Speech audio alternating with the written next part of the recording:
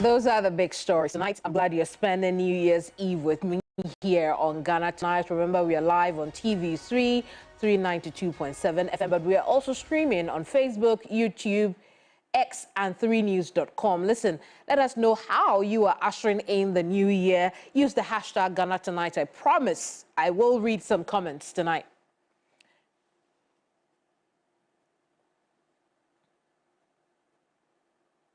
Right now, let's bring you Ghana Brief. Let's keep it really light and simple. The Electoral Commission has declared Faustina Elikplim Akrugu of the National Democratic Congress as the Member of Parliament-elect for Dome-Kwabenya.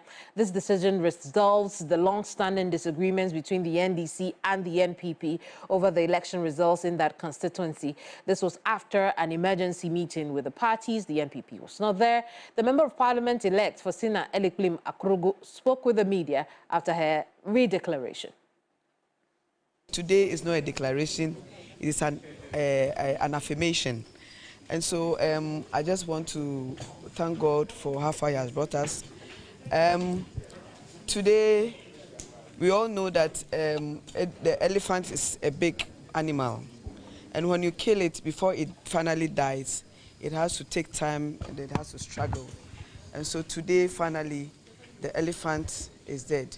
And Dome-Kwabenya has come to stay. In fact, the Xmas, it didn't go well for me because of the up and down. Today you are being called, tomorrow you are here and you are there. So I just want to thank all those who came on board to support us.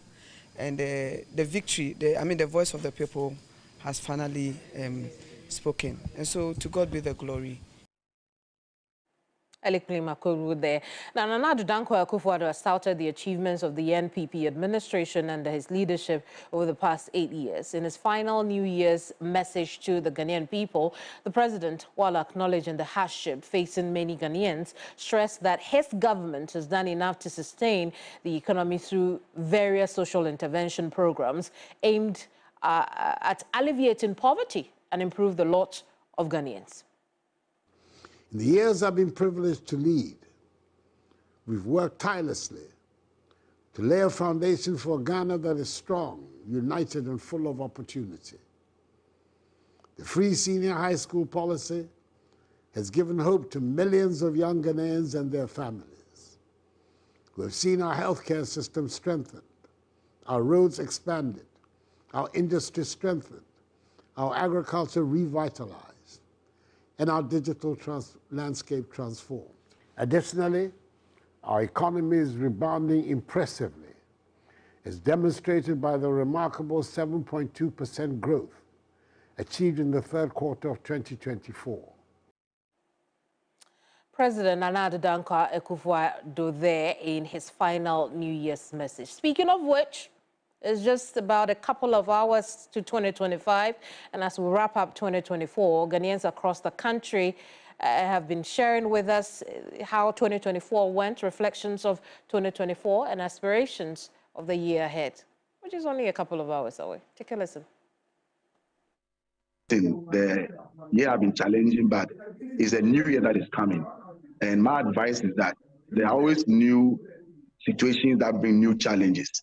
Every year with its own difficulty. It was an election year. So the coming year is going to be a new year with the start of a new government. The first 6 months is more of a honeymoon. The expectations are high, but we also must understand that we all saw the difficult the economy went through. It will take a little bit of time for the economy to pick up. So people's expectation must be managed. People must be also economical with their spending. People must know that it will take a little bit of time for the economy to pick up from where it ended this year. Yeah, we all may have felt that way, didn't we? Now, the national chairman of the NDC, Johnson Asiedu Nketia, has questioned the integrity of the recent National State Awards. Speaking at the 43rd anniversary of the 31st December revolution, he criticized the president for what he called a lack of transparency in the selection of award recipients. He proposed the introduction of legislation to guide the award scheme. Have we forgotten about the significance of state awards? It's been said that a nation that does not award its heroes is not worth dying for. So state awards are serious businesses. They must be reserved for people of distinction, people who have fought for a good cause. And if we award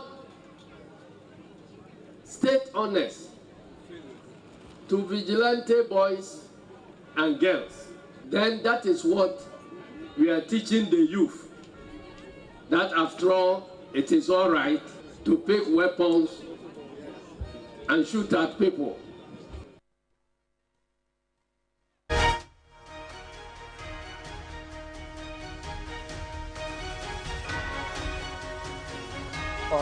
That's just Ghana Brief there for you. Let's get into some real business for tonight. One in the net for the NDC as the Electoral Commission redeclares its parliamentary candidate as winner of the Dome-Kwabenya parliamentary contest. More right now.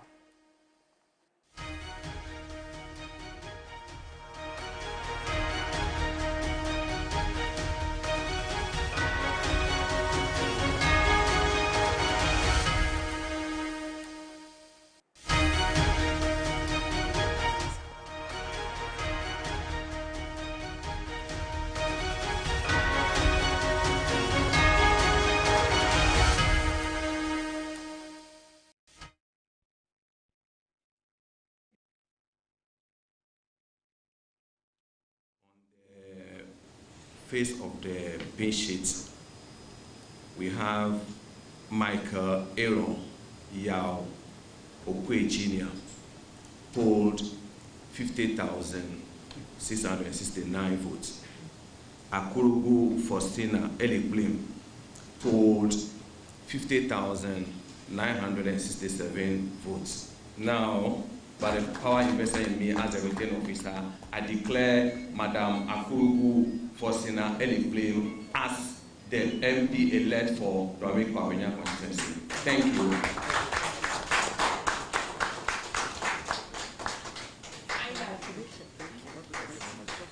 Tonight, the Electoral Commission affirms the NDC's Faustina Elikplim as the Member of Parliament-elect for Dome-Kwabenya constituency. This could possibly end the long-standing disagreements between the NDC and the NPP over the election results in that constituency. The Commission made the announcement after a meeting with the parties at which the NPP was visibly missing. Chairperson of the Electoral Commission explains. I'm happy to note, however, that the parties, although we did not have a pink sheet for parliamentary signed and completed at that level, each party also had their own tally cards. And on that tally sheets, they had the number of persons who came through.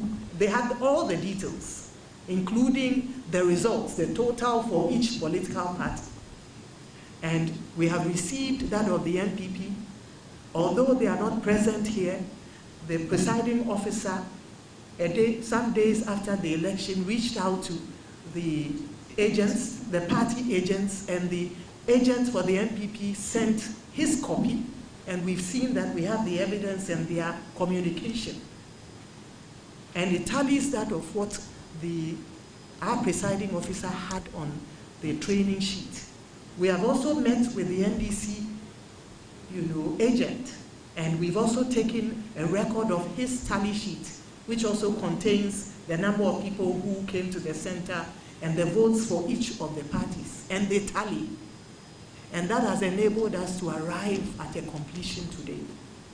So today, the Commission is pleased to note that it has brought proceedings and collation at the Dome-Kwabenya constituency to a close. Jean Mensah is chairperson of the Electoral Commission. Now, Member of Parliament-elect for Dome-Kwabenya, Elikplim of the NDC, spoke with the media after her declaration. Today is not a declaration, it is an affirmation. And so I just want to thank God for how far He has brought us. Today, we all know that the elephant is a big animal. And when you kill it before it finally dies, it has to take time and it has to struggle. And so today, finally, the elephant is dead. And Dome-Kwabenya has come to stay. In fact, the Xmas, it didn't go well for me because of the up and down. Today you are being called, tomorrow you are here and you are there. So I just want to thank all those who came on board to support us. And the victory, the voice of the people has finally spoken. And so to God be the glory. Listen, let's go through some details now of the Dome-Kwabenya seat. Now, since the creation of the constituency, it has remained safe for the NPP until now. Madam Akrogo is the first known NPP, NPP candidate to win the seat since 2004. The only other MPs who have held the seat are former Speaker Aaron Michael Quay. And if that sounds, very familiar, it's because his son contested alongside the NDC candidates in the 2024 election. Michael Quay Jr., his father, held that seat 2004-2008. Sarah Adwoa-Safo, the incumbent, then has held the seat since 2012, losing in the primaries of 2024, in the lead up to the 2024 elections.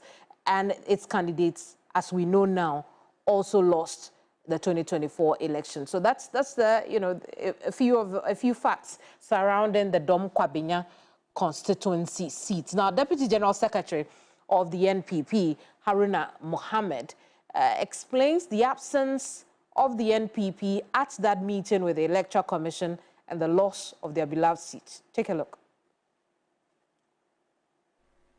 There are material defects of the responses that I'm getting from my colleagues from the NDC with respect to what is currently before court.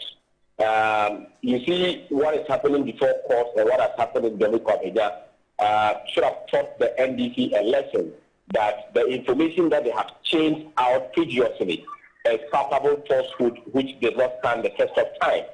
You remember when the declaration was made that we should go for re-election on that particular polling station, they told the whole country that they had won the elections by over 1,500 votes. And we told the people of Ghana that that was palpable falsehood.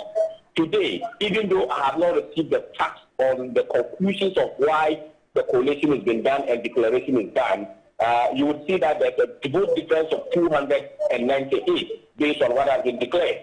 We are yet to get the facts of those who represented the MPP as to how the coalition was done and re-election was not done. Secondly, he's talking about the 4 seats that are before court. That is on the directive of the Supreme Court. This Mandamu's case that is going in there is not about re-coalition. It's about ordering an institution of state to perform its duty creditably. He's talking about them haven't won those particular seats for themselves. If you go and take 140 polling stations, somebody goes to collate 130 polling stations or 110 polling stations in Okaipe, then you go ahead and declare without 30 polling stations, and you think that the returning officer has done his work and the declaration was right. When you read CI 127 Regulation 43.1, that all polling stations must be assembled and collated to get the right person who has won the election. So he should leave the case in the court, and the court will determine. If he had listened to his lawyer, that is evidence. He said, this Mandamu's application is a clever way to circumvent the proper hearing. That should be done by the evidence. A Stanford computer has said that if you browse through the media, you will get his audio recordings of them having won the seat by 1,500 plus votes. And so therefore, they will not even go for the rerun. They were not in support of the rerun. I had several debates on several other media platforms with him on that particular matter. Today, I have said it before, and I said it on that particular platform, that it does not lie in the lap of a political party to decide whether something legally should be done right or not. It's not about embarrassment. This is election. There are 2 outcomes in election. You either win or you lose. So Dome-Kwabenya, we all know that this is the same seat for the New Patriotic Party. In the last elections, we got about 75,000, where the NDC had got about 62,000. All of us should be worried about the reduction in our numbers. You know the animal fall apathy, and we all know how it affects parties when they are going into their second term, not to talk of when parties are going into their third term. So we are well aware of this particular fact. But Dome-Kwabenya in the hands of the NDC is just a loan to them, a temporary seat, and we'll take it back. Let's now bring in Dr. Rashid Tanko Computer, who is Deputy Director of Elections and IT with the NDC. Doc, good evening to you, and thank you so much for joining us here tonight. You heard, Haruna Mohammed, the Deputy General Secretary of the NPP, on two issues. So I want us to separate the issues because you stay on for the second part of the matter. The first part, which he spoke about, has to do with the issue in court, the 4 other constituencies that have landed in the High Court here in Accra. And he talks about that mandamus application. Let's put that aside because we'll go deeper into it in just a tad. Now, let's look at the Dome-Kwabenya and their reaction to losing the seat. You heard what he said. What are your thoughts? Very well, Kamini. Let me say good evening to you and your cherished viewers, as well as the good people of Bimbilla and Wulensi. I wish them a prosperous new year. And the whole of Ghana, especially NDC supporters and activists and sympathizers as well. And to my boss, Dr. Manibwama. Kamini, what do you expect from the NPP? I mean, these people, they should be magnanimous in defeat. I don't know. I see the massive deceit they received this year is confusing them a lot in their understanding of certain principles that we go through in electoral processes. You know, our position has been very clear about this Dome-Kwabenya thing. Even the last time we met and we told them point blank, look, you cannot use the lapses of your presiding officer to punish electorate as well as candidates as well. You can't do that. Even if you look at the Supreme Court ruling of 2013, when the NPP went to court with petition to challenge the presidential election, the Supreme Court made a ruling on that. The fact that a presiding officer made a mistake should not be a yardstick to punish electorate or candidates. That should not be the basis, because he is not the one, the decider. The decider of the vote is the voters. They come in queue and decide who they want. Yours is to just count and put their votes in order. And so in putting it in order, and then you decide to mess it up, you shouldn't use that one basis to punish the voters. I see. It is only when there is an overvoting that you can nullify a polling station votes. But where there's no overvoting, the voting went on right, and you, the presiding officer, instead of putting it on the right pink sheet, you decided to use a spaceman pink sheet. That should not be a basis to punish the electorate. And that has been our position. And look, let me take the opportunity to praise the Electoral Commission. I mean, I said it several fora, that when they do something right, we need to congratulate them. But if they go outside their parameters to do something illegal, we will condemn them. Certainly, that one, they won't allow it to glide. And so today, I congratulated them. Even at the mini IPAC meeting today, I told them, Madam Jean Mensah, and I said, you guys, you have done well. This one, you've done a fantastic job. You've reasoned with us. You've gone through the process. You realize that, look, the mistake was not from the electorate, it's not the candidate, it is your own presiding officer who didn't do her work well. And that should not be a basis for cancelling that polling station. And is that what you're referring to as the mistake?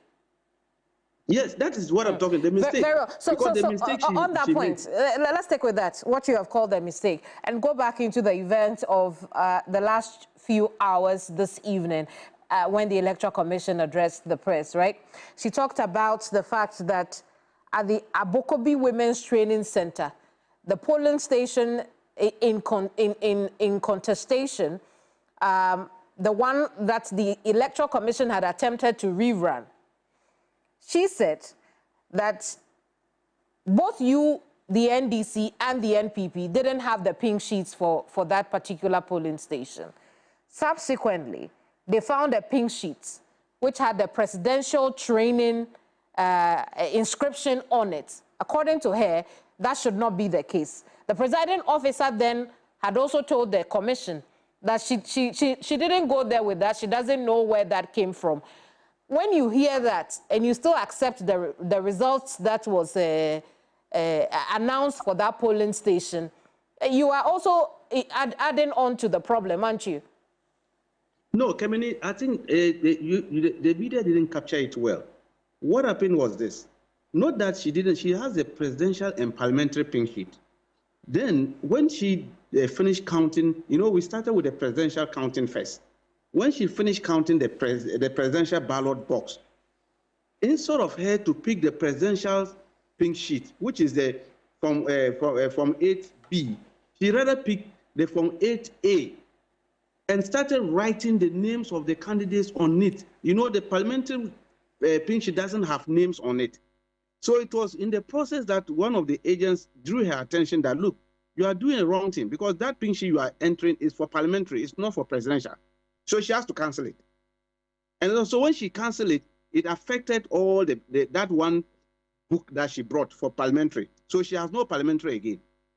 And so after she finished the presidential and now gone in for the parliamentary box, after counting it, she has no pink sheet to fill the parliamentary results again because she has destroyed the parliamentary pink sheet. So what happened is that they now said, okay, then let's pick the box and go to our office, district office. Maybe we can get a replacement and enter the results. At that time, they had taken videos of the count and everybody has known the results that, look, NPP had 114 and NDC had 223. And so they knew the results. So on their way to the constituency district office of the Dome-Kwabenya, I think something happened along the line and that they were attacked. And also she left and later on came back and took the specimen 1 from the office and filled in the results. And because it's specimen 1, no party agent was going to get a copy because it's a specimen 1. It doesn't have carbon copies. And so that's why the agents didn't have. The NDC agent didn't have, the NPP agent didn't have. That's why it happened. And so again, clarify for me, because the chairperson didn't say for sure. Was that Abokobi Women's Training Center polling station results included in the declaration that was made today? Yes, it was included. That one was even included on the 8th December declaration. But because they removed it and said because they didn't have the correct pin sheet, so today they had to return it back again. So it was included in the affirmation they made today. Do you see how this could raise future problems for the NDC candidate in this constituency? No, rather we have protected the democracy and the sanctity of our electoral process. No, I understand, but if there was a contestation with that Abokobi one, according to the Electoral Commission, both parties had initially agreed to the rerun. The NDC then came out to say that we are no longer interested in the rerun. Is that the case? Yeah, no, what happened is that's something that we didn't want to banter over this matter. The reason being that at the time we went for that IPAC meeting to discuss it, these facts were not known to us. None of us knew the fact that this is what really happened. Right. What the information they gave to us was that it's like the counting was not even done and that there was a problem in it and everybody vacated the place. So invariably, if that thing of that sort happened, what do you expect from us? We will definitely will subscribe to a rerun. But when we came and we now got the facts, we got our agent to now brief us what happened. And then we now did our own background check and finally got a copy of the specimen pink sheet the presiding officer wrote. We said, no, that should not be the case. Actually, there was voting, there was counting, and there was announcement of results at that polling station. So election had actually conducted, and the true reflection of the people actually repeated. So there was no need to talk of any rerun of that place. I see. That was our position, and it was very clear in our mind. We just that we wanted sleeping dogs to lie because we just wanted the peace to prevail. That's why we didn't banter her. And she knew it. So the only reason the NDC initially agreed to the rerun is because the Electoral Commission had not provided you the full facts of why that center needed a rerun. Certainly. Very well. We told her. In fact, when we had a mini IPAC, we told her about it and said that, look, our beef on it was that we didn't have the full facts. And we then naturally will go that path. But having availed ourselves with the facts and we've gotten it, and assess it, we realize that no, that couldn't have been there because we can't set a dangerous precedent. If we allow this one to glide, subsequently, presiding officers will do this similar thing to deny voters their right, a right to decide who they want at a polling station. I see. Do you expect this to resonate with the other 4 constituencies you are contesting? It's completely different. They are not on the same, in fact, both are highly incongruous. They are not of the same wavelengths. These are 2 different things. What we are looking at, the other 4 has a declaration so made, and it was done, sealed. This one was not about recollation or coming to do another declaration. This is just affirmation of a one polling station that has issues, and we all affirm and agree to it. Here we are talking of declaration being so made, and then EC is now asking for another collation process to commence again, and then another declaration was made. That is our beef with that one. These are 2 different things. Well, I completely understand. I was asking about the outcome, the fact that the NDC candidate has been affirmed. You expect that the same thing happens with the other 4 constituencies. But hang on, I'll give you the moment to react to that. Let's talk about those 4 constituencies, because I need you to remember that there are these constituencies where attempts to declare, to recollate, excuse me, and redeclare have landed the constituencies in court. Okankwe Central, Tachiman South, Tema Central, and Ablekuma North. Tomorrow, that case will be in court, and I want us to look at it now. The High Court hearing the suit challenging the illegality of the EC's attempts to recollate the results will first have to decide whether or not the NPP's application seeking to force the EC to do its job has merit or should be thrown out. During proceedings, the NDC argued that the application was an attempt to challenge the validity of the election results using the wrong approach, and that's why the party raised objections in court today.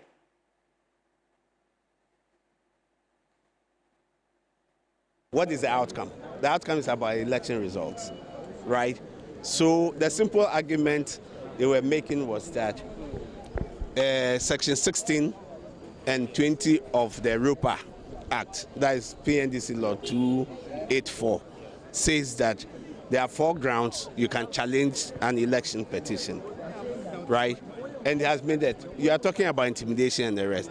And we are saying that within, you cannot come under Mandamus says that they should perform a public function or public duty. The NPP also had its time outside of court. Originally, the NPP's counsel, Gary Nimako, noted that the purpose of the suit had been wrongly perceived by the NDC. Their counter-argument is that there was no officially declared results, hence no need for an election petition. Majority Leader of the NPP, Alexander Penyomaking, has been explaining the opposition. The body in charge of the elections says that the elections have not been concluded. They are saying that their officers were threatened, were cajoled to do an illegal act, and the law allows them, the CI allows them to ensure that the right things are done, and that is what they've done. There is no official declaration. It is the Electoral Commission that does declaration of results. It is saying that it has not concluded.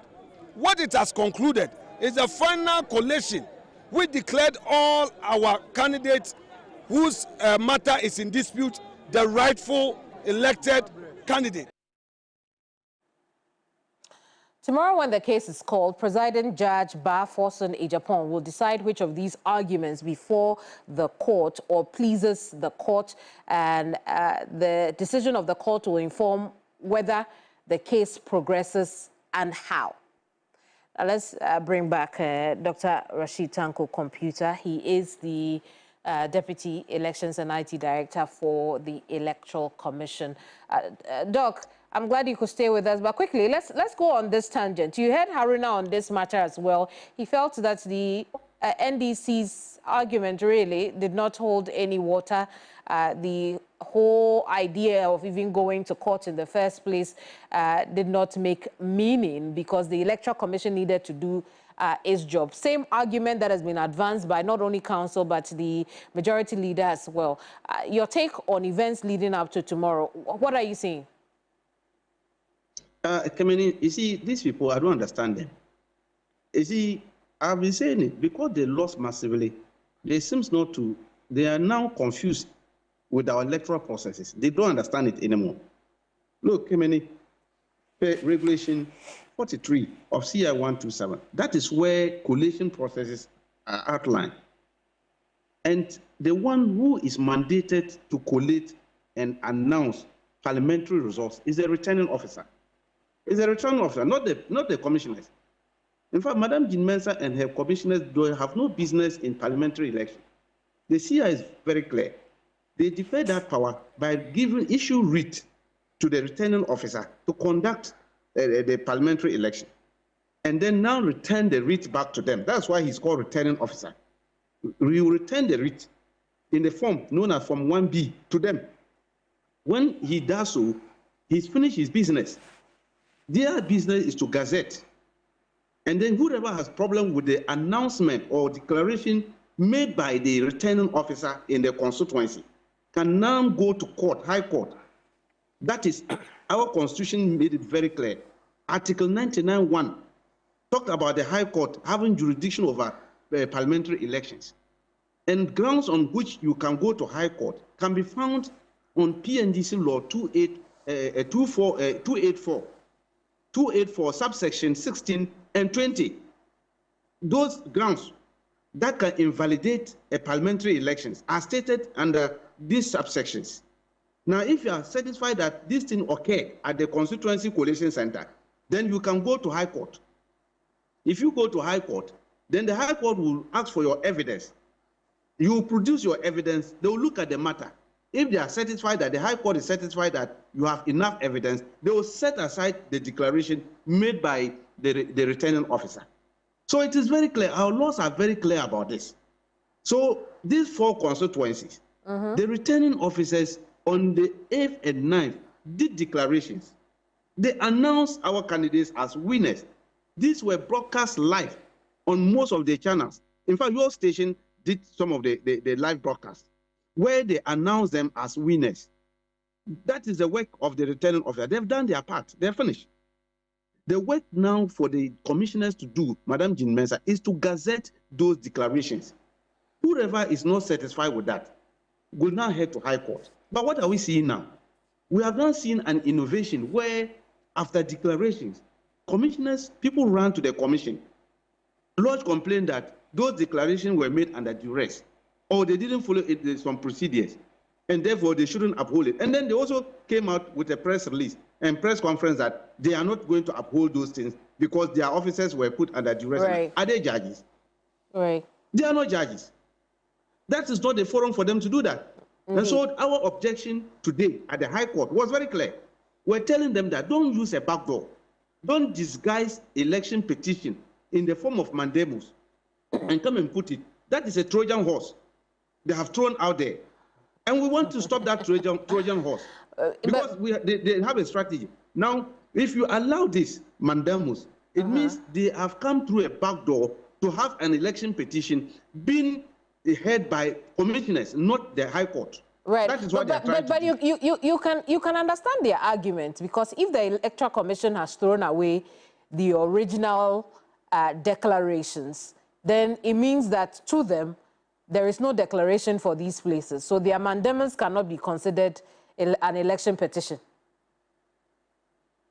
The Electoral Commission doesn't have the power to throw away declarations. They don't have it. Look, Kemeni, which is why you are in court also. This one. That's what I'm saying. Look at it. See, I want to say. Tell me, they are about these pages. The pages are 68 pages. Which part of the page indicate that Madam Jean Mensah and her colleagues have power to throw away declaration made by a returning officer? They don't have it. They don't have. They don't have any power whatsoever to sidestep any declaration. It is only the High Court that has the power to sidestep or throw away a declaration made by a returning officer. Very well. Or nullify a parliamentary elections. It is not the commission. And that is what we have been talking about. Indeed. And that is what our objection is about. So the arguments have been made in court. Tomorrow we will know whether or not which of these arguments made the court will find merit in. But thank you so much for talking to us, Doc. I'm grateful. I'm grateful. Dr. Rashid Tanko Computer is the NDC's Deputy Director of Elections and IT.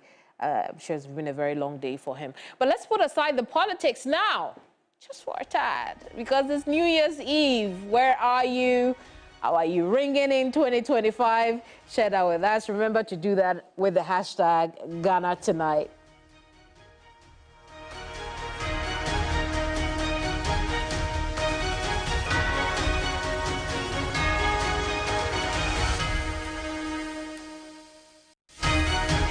Well, I know where I am, right here with you on GhanaTonight. Thank you so much for your company. But TikTok is the last day of the year 2024. Now, that means 2025 is only a matter of minutes away. Globally speaking, it's already New Year's Day in certain places like Dubai, in New Zealand, in Australia. It also is here on the continent in South Africa, in fact, much of Southern Africa, East African countries like Kenya and Ethiopia. It's already New Year's Day there. And indeed, some parts of North Africa as well. Isn't it the beauty of time? Now, here in Ghana, West Africa, we are practically minutes now, because it's about 10:50, am I correct? Oh, well, listen, I can't read my time. If you can see, it's well, listen, never mind. But we are really minutes away, although Nigeria takes an hour's lead ahead of us, so it means that when it's 11 o'clock here already, it'll be midnight in Nigeria. Many of us have been reflecting the moments that shaped 2024, and I'll share those with you in a tad. But for those who have seen New Year's night already, right? Let's bring you some of the action from those places. Take a look at Dubai.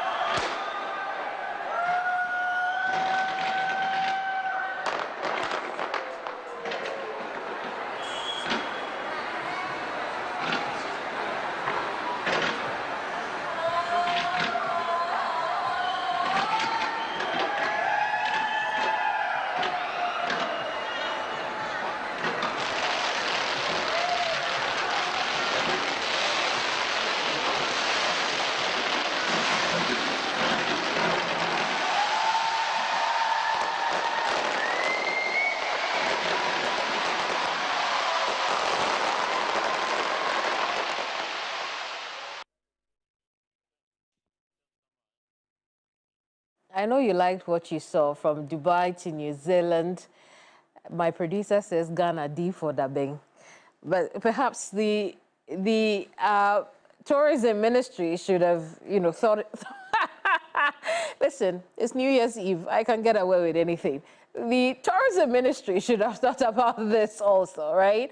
Give us one last spectacle before they leave office come 7th January 2025. But I finally figured out how to read my time. It's about 10:43 right now. I'm right on the money. Listen, let's go to the central region now because we've got all our correspondents scattered across the country who are following the arm of the clock, the minutes hand of the clock, and sharing with us how people are ringing in the new year. Oh, look at them, look at them. Always doing the hard work across the regions. Gentlemen, I'm glad you could be here with us. You know, I'm hesitant to say Happy New Year at this point, but we'll start off in the central region, won't we? Very well. Akwesi, listen, what's happening where you are? I see that it is very, very active in your background. While you get ready to speak, just a quick reminder that for those of you watching us in countries where it's already New Year, Happy New Year to you. Those of us here, we're also counting down. Akwesi, what's happening where you are? So busy behind you. What's going on? Yes, exactly. So the clock is ticking. We are all keeping eyes on the clock so keenly. So we cannot advance into the New Year 2025. But behind me is the premises of the Resurrection Power New Generation Church here at Kaswa. And this, as you can see, 7-18-4. And this is just the extension of the church, I mean, because the actual church auditorium is full of, and so church elders have to create this extension for additional members. You can see that there are a lot of church members still coming in around the church premises, just so they can be a part of this service. Let me say that across the central region, various religious organizations have been holding religious services.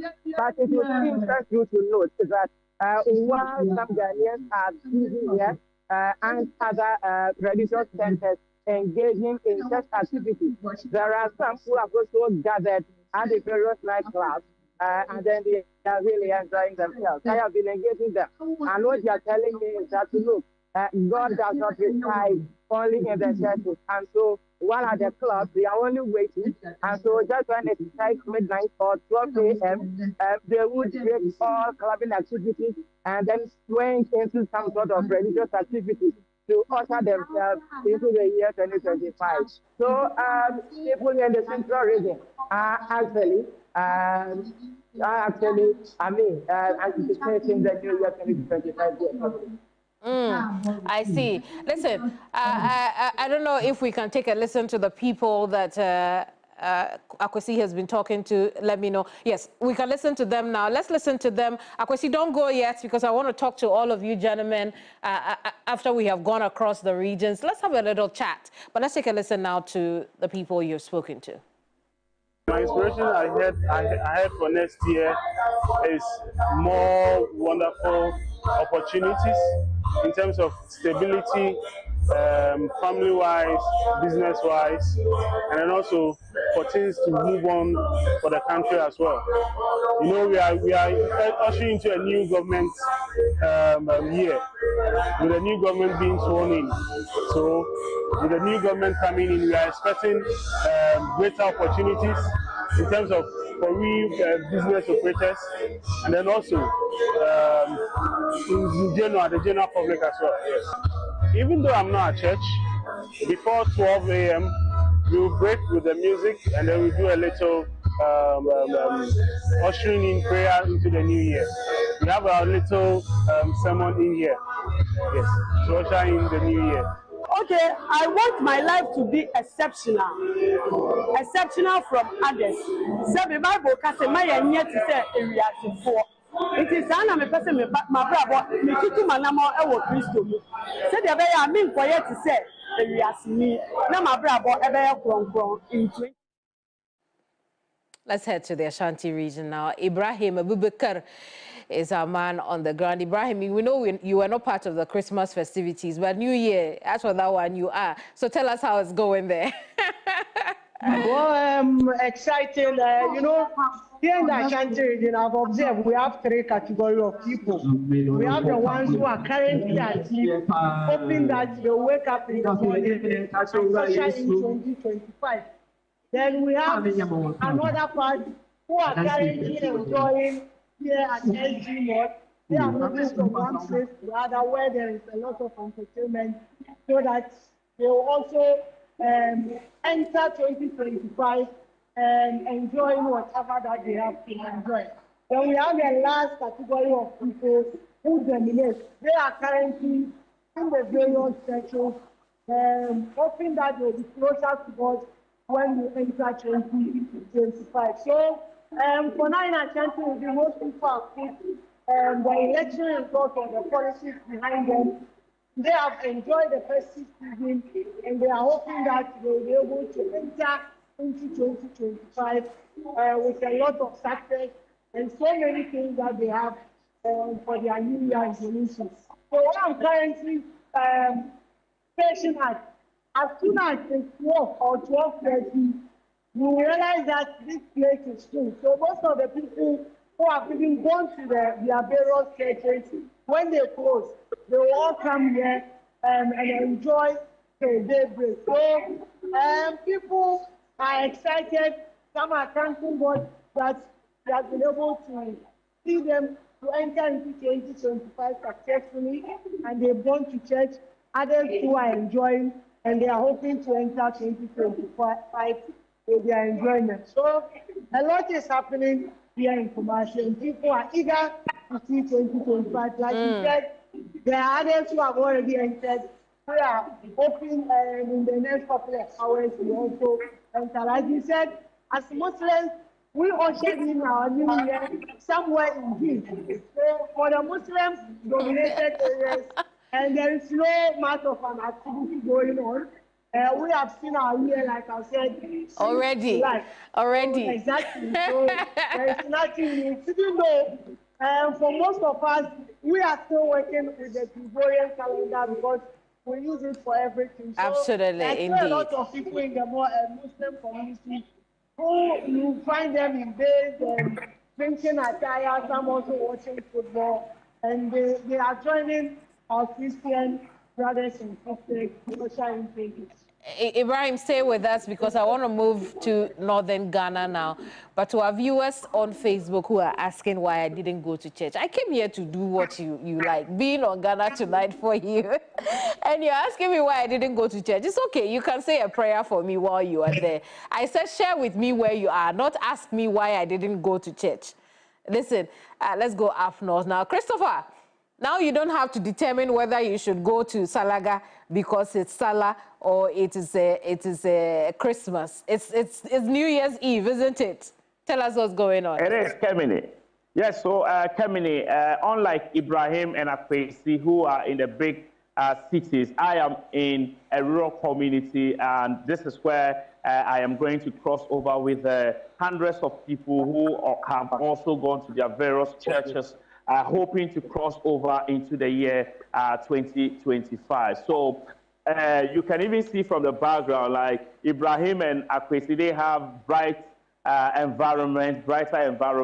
Over here, it's not too bright, but people are also waiting in anticipation to cross over into the year 2025. In fact, there is a church going on just some few meters away from me, and a lot of people have gone to church to usher in the new year. That has been the tradition over the years. You only find a few people who will not go to church, and it's mostly those that cannot even walk to the church premises. They are those who are in their various homes waiting to cross over. And so people are happy, and in the next couple of minutes, and about an hour and some few minutes, we'll be crossing over as well as those who have already crossed over. And so everybody's prayer has been that 2025 should be better than this year, 2024, because most of them have been talking about the fact that the economy has not been good, and so the cost of living has been high. They are hoping that in the year 2025, things will be better for them. But Kemini, before I wrap it all up, you know that 2024 up north here, we experienced a dry spell which, as we speak, farmers are struggling to cope with the situation. And so their prayer all along has been that 2025, God should bring in more rains for their farms to do well. Christopher, you have to remind them to be food in the country. You have to remind them to be specific about the amount of rain you want. Remember the last time they prayed for rain, it turned into floods. So give them a reminder that they have to be specific about the amount. So, Camille, and it was very serious. Indeed, it was. Yes. Indeed, it was. Christopher, hang around just a little bit longer. We'll now head to the Volta region. Faisal Abdul Idrisu is joining us from there. What's happening where you are? Camille, where I am currently is not as busy as you see in the cities, but it is still a night full of activities. Churches are operating deep into the night, hoping that they cross over into 2025. And that is for persons who are Christians. But on the street, you still find young people who are out there enjoying music and clubbing. For them, it's a night that they want to stay awake and cross over into the new year. And so for them, it's just a night of enjoyment, a night of merrymaking until they move into the new year. For the Volta region, there is not much when it comes to Christmas and the New Year celebration, except that tomorrow, when the New Year actually comes in, when we're talking about 1st January 2025, people will return to church. Those who have festivals to celebrate, they may proceed with their festivals. And so tonight, it's a night of activities. People are in church, people are on the street. I see. Well, Faisal, I don't know if we lost you or there's something wrong with the connection. But, gentlemen, I want to put all of you on at this point. Each one of you tell us your final messages for our viewers and really what 2024 has been like for you. We've been taking people's comments. It's time for us to also speak into the moment. Akwesi, you joined us recently. Talk to us about your 2024 and what viewers should expect from you.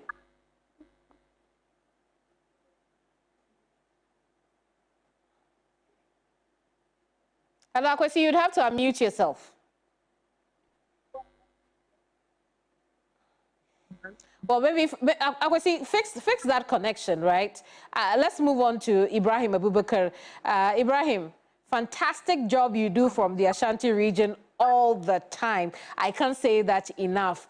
2024 has been a great year for you as a reporter, but I want to hear in your own words what it's been like for you and what our viewers can expect in 2025. Well, Kevin, like you said, eventful year, but we keep learning on the job.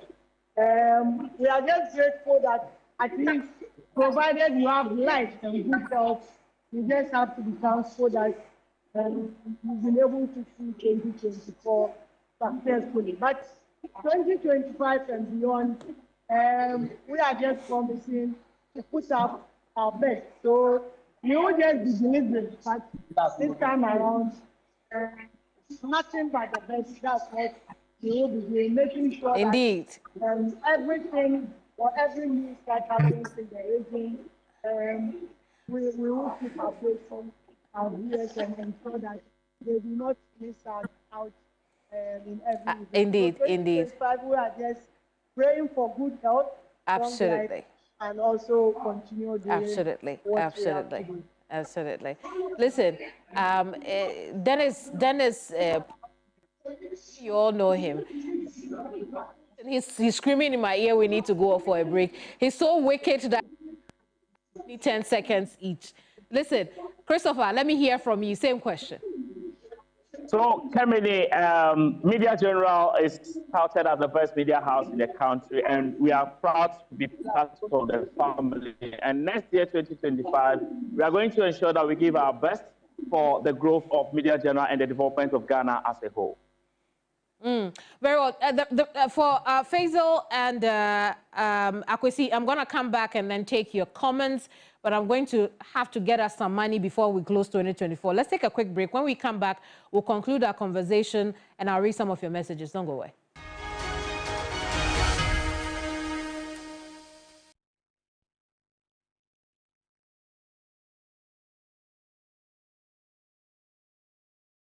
You know, 1 bucket of Flamingo paint is equal to several buckets of any other paint brand on the market. Flamingo paint, superior durability, superior hiding, superior coverage. Flamingo paint, simply superior. You know, 1 bucket of Flamingo paint is equal to several buckets of any other paint brand on the market. Flamingo paint, superior durability, superior hiding, superior coverage. Flamingo paint, simply superior.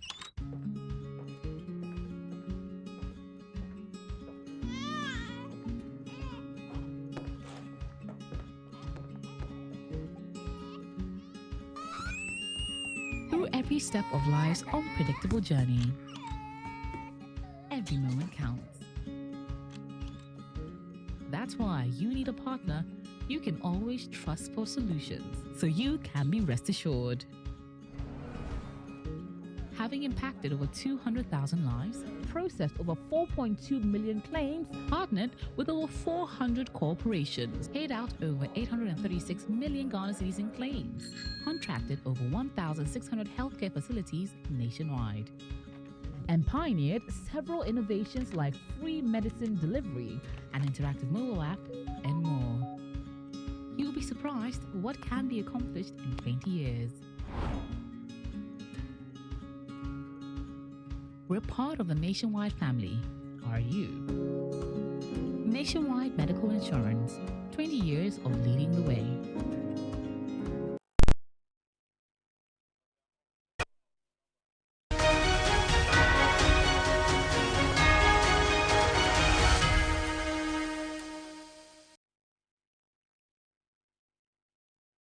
Welcome back. Listen, I'm supposed to be talking to our correspondents who have joined us from across the regions, but I told you that my producer today is, I don't know where his sense of humor is today, because he's not happy with me and is over-managing the time. It's New Year's Eve.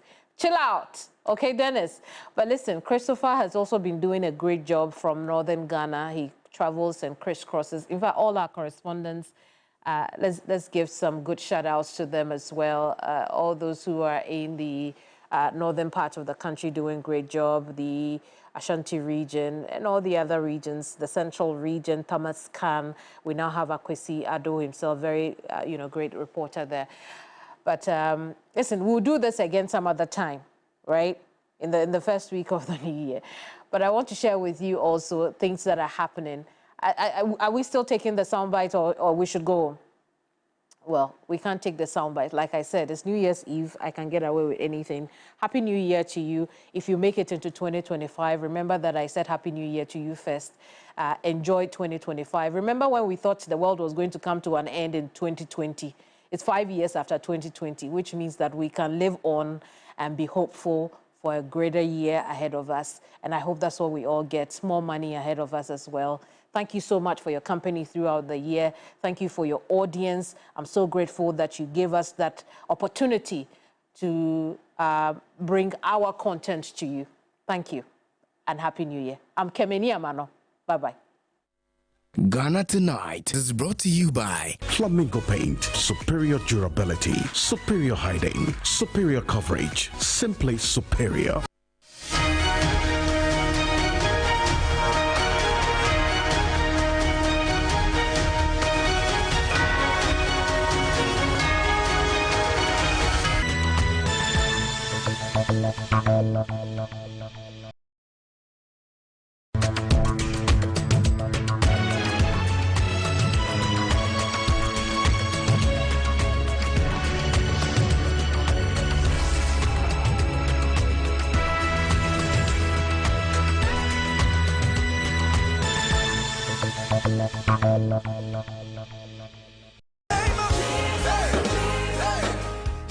Coming up in March 2025, Doulos, a global pastors and church leaders conference designed to inspire and equip leaders to serve Christ and His church.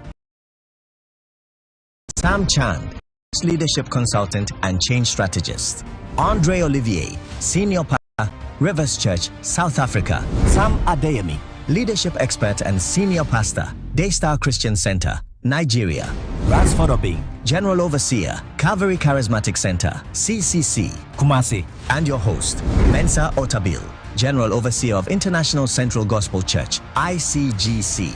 From pastors to church leaders, workers and volunteers, passionate about advancing God's kingdom. Date, March 4th to 6th. Morning sessions, 8 a.m. Evening sessions, 6 p.m. This conference is more than a gathering. It's a movement to raise up servant-hearted leaders for Christ. Register today at centralgospel.com/doulos and secure your place in this unforgettable experience. Doulos Conference 2025, serving Christ and His church. Wherever you're joining us, this is Crossover 2024 coming to you live from the arena of ICGC Christ Temple East, and we are here live and ready to cross over into the new year. On behalf of service host Pastor and Mrs. Otabel, once again I welcome everyone joining us here in the arena at Christ Temple East. You are most welcome. And we welcome everyone also joining us online on my ICGC app, centralgospel.com, at Mensa Otabel, and at ICGC Christ on Facebook and YouTube. And we welcome also those tuned in on radio, Joy 99.7 FM on TV Joy Prime. And we have viewers from TV3 just joining us within this very hour as well. Glory to God. We welcome you all.